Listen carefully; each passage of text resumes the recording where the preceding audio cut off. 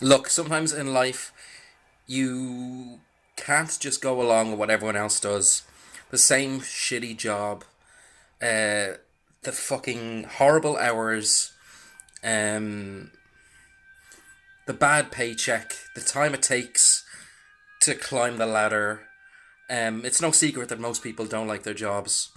Um, you can kind of escape this at any stage if you have an interest or a hobby or something that you're really good at. We're in an age now where you can publicize that, where you can make money from what you're good at and what you're good at doing. This can be anything.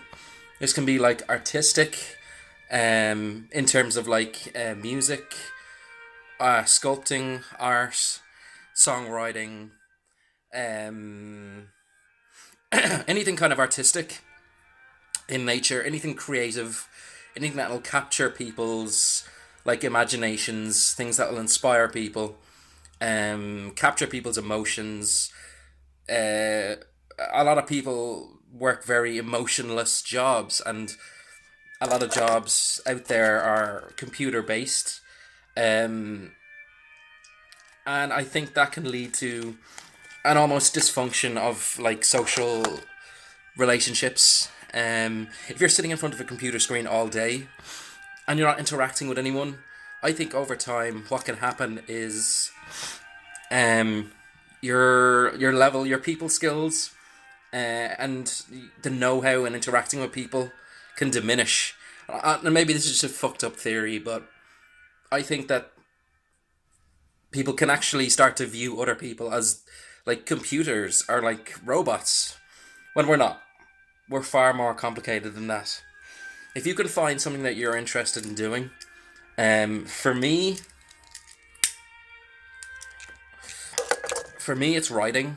Um, for me, it's writing. Anything creative that's got to do with like kind of words, starting to do videos, stuff like that.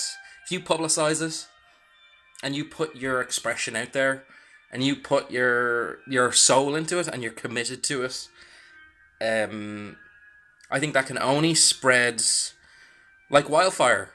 It's the age of the internet. It's the age of social media. It's very easy to get picked up by people who have the same interest as you, um, publishers, um, people who want you to write.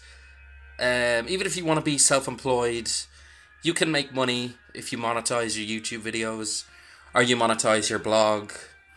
Um, you can escape that rat race. You can escape having to wake up at 7 o'clock in the morning, depending on where you work, what you work as, to do what you really love. But it takes a lot of courage and it takes bravery to get out there and to do what you feel good doing. Most people don't feel good doing their jobs. But if you feel good with what you do, um, you can summon the courage if you have the commitment as well to put yourself out there, put your thoughts out there, put your ideas out there, have them scrutinized, have them criticized, get good feedback, get bad feedback. It doesn't matter. Keep going. Keep going with what you love doing.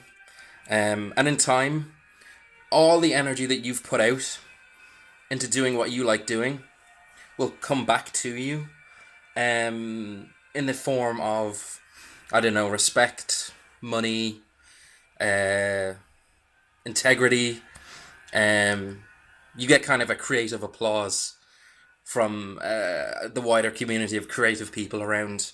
And you won't have to be kind of stuck in a job that you don't like. Although I wouldn't suggest just for monetary sake to kind of give up the job that you're in without doing any sort of research on what you're what you really love doing, what your passions are, because it's mostly about what you're passionate about, what your passions are, how you're going to publicize your passion, and ask yourself, do you have the courage and do you have the commitment to stick with it?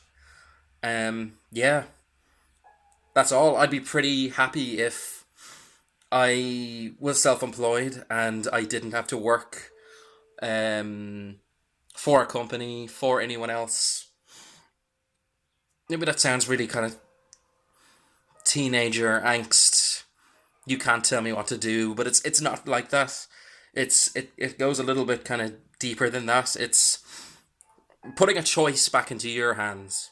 It's having a choice to not go for the jobs where you're kind of on minimum wage and you realize you have a talent and a gift at something, but you don't have the courage to kind of pursue it. Um, I'm telling you, go for it and do what makes you happy. And in time, the stuff you put out, you'll kind of get back. That's all I have to say on that. First YouTube video, it's not going to be great. Bad lighting, kind of dressed like shit. Um, I don't even know whether you'll be able to hear me or not, but I'll give it a go anyway. Bye.